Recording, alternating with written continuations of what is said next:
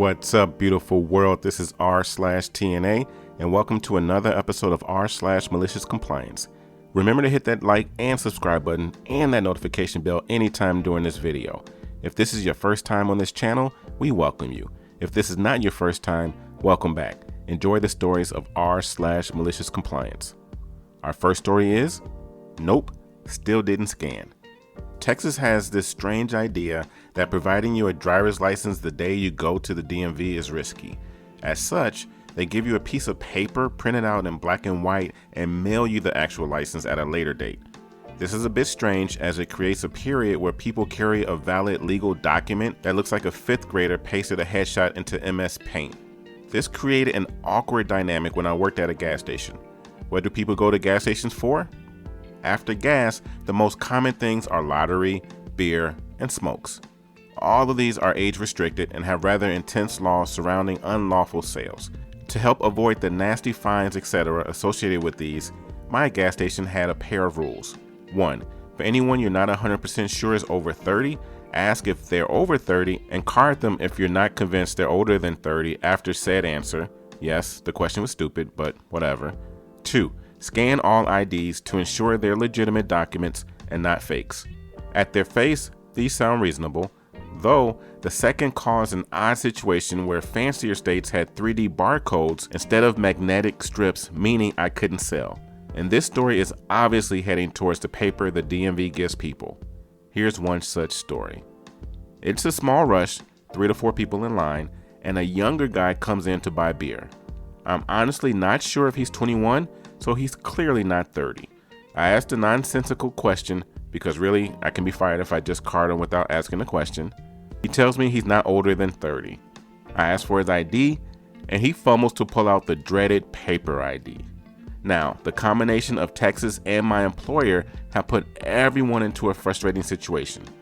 In addition to Texas using these silly paper IDs, state law also requires you to get an acceptable ID before making any sale once you've asked for ID.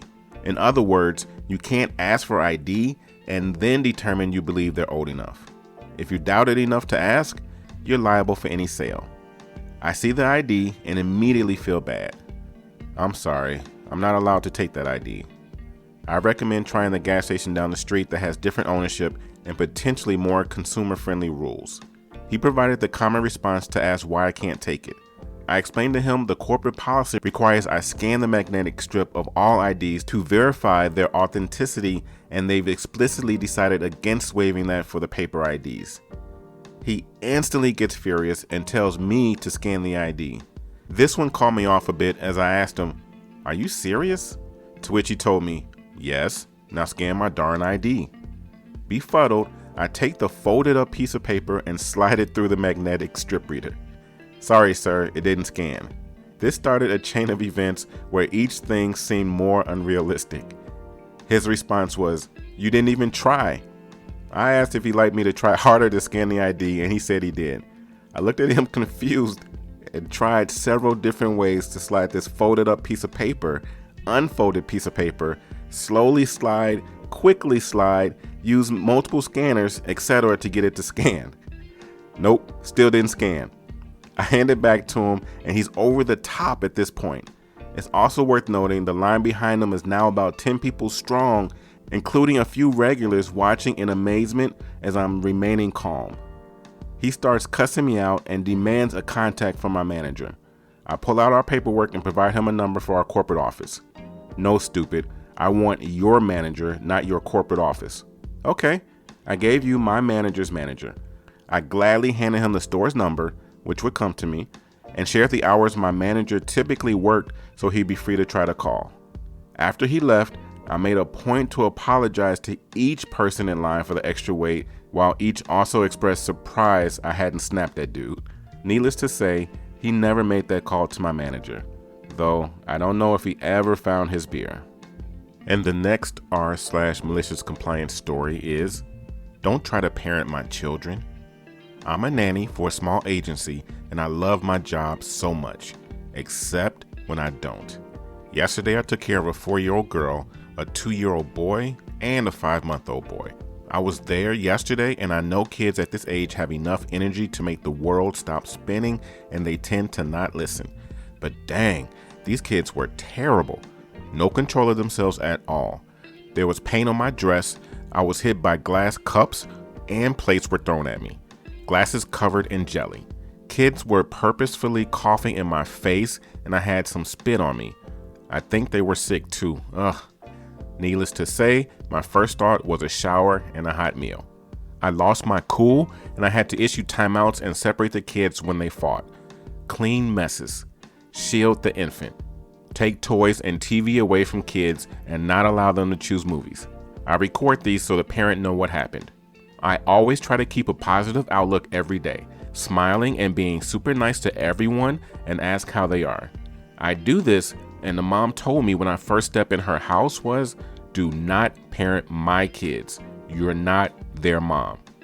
I was taken aback and wanted to be petty. So I said, all right. Mom left to go to work, and I am currently letting the kids go ham in the house. There's a mess everywhere, and I'm not even being bothered. Hit me with a glass? I hope it breaks, and mom can pay my medical bills. The 5-month-old is really the one I'm caring for at this point, and I'm making sure he's safe. He's being cute AF right now. I have yet to be done with my shift as I type this. The house looks horrid. There's a red spot on me from a kid hitting me. I am covered on coughs and paint and markers. Thank the gods for washable shirt. I'm not parenting them. Update. Mom came home and was appalled at the house. The cut on my hand, from me being stupid on Thanksgiving, was torn back open because of kids, and it needs to be patched. My hair is covered in peanut butter. My leather shoes will need to be cleaned and polished. There's literal spit on the walls, and so much more that happened. And I put the baby to sleep and walked out. Mom screamed she's gonna get me fired. I said nothing. She also followed me to my car, saying she will pay for the damage to her home and the maid service. I'm not worried, TBH. She's being blacklisted by me. Never again am I going back. I need to take a nap and a shower, and I need some mac and cheese, LOL. Update 2. Was on the phone with the agency and the mom. The family's contract is being voided, and I'm being paid more than the extra money they were giving me. Plus, the mom will pay for my medical bill to patch up my hand, cleaning my clothes, and clean my glasses. Edit 2. Some of you are concerned about the coughing. I had a rapid test done today while the doc was fixing my hand. I'm negative. Edit 3. Some of you have expressed concern about the incubation period. I will be self-monitoring and getting a second test next week. Until then, I will be isolating as much as possible. I had it once and it sucked, but at least I know exactly what to look out for symptoms-wise. And the next r/MaliciousCompliance story is round my hours. Okay, thanks. So I read another post about someone's job rounding their hours, and I figured that I would post mine. I work at a place where many people are salary, but there are also people on a time clock. Most of the time, clock employees have a factory worker kind of position, so that makes a lot of sense. Then there are mainly office workers, like me, who are on a punch clock due to our positions. Office workers on the time clock generally have their time checked by supervisors who don't really care about some overtime. Anyway, we used to have a pay service, which also provided a time clock, that would log the minute you used the machine. It would calculate your time based on the minute you punched in or out. I thought this was a pretty good idea. It made sense to me. Then, as the title implies, this was no longer the case. Our company switched to a different payroll service and had a different time clock. The new service began to round my time to the nearest quarter hour. It took me a couple paychecks to finally figure out what was happening. I saw that it clearly rounded to the nearest quarter hour, but I assumed at first that it was counting every minute and rounding. No, it was rounding up or down from the minute you used the clock.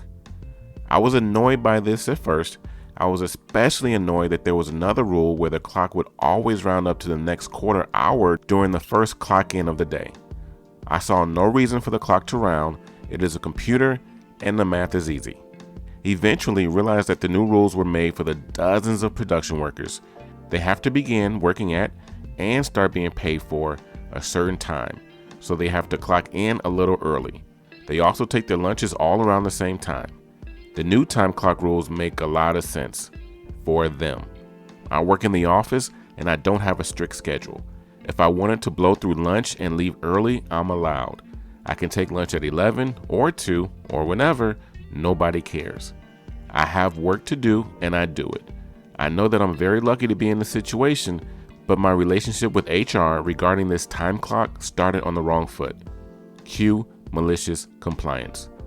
Knowing that it makes no difference to my pay if I clock in at 8:01 or 8:15, if I'm running a little late in the morning, I'll just calm down and take an extra minute. For lunch, I'll usually now clock out at something like 12:08 and then clock back in at like 12:51. That's 43 minutes to eat, but it only counts as 30 minutes as far as the time clock cares.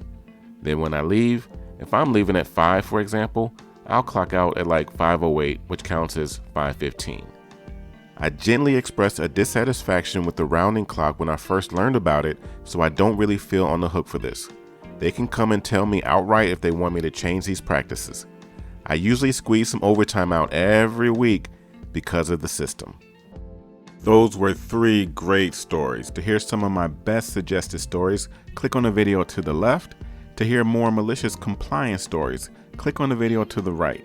If you have not already done so, click on that subscribe button right there in the middle. Thank you for listening and have yourself a great day.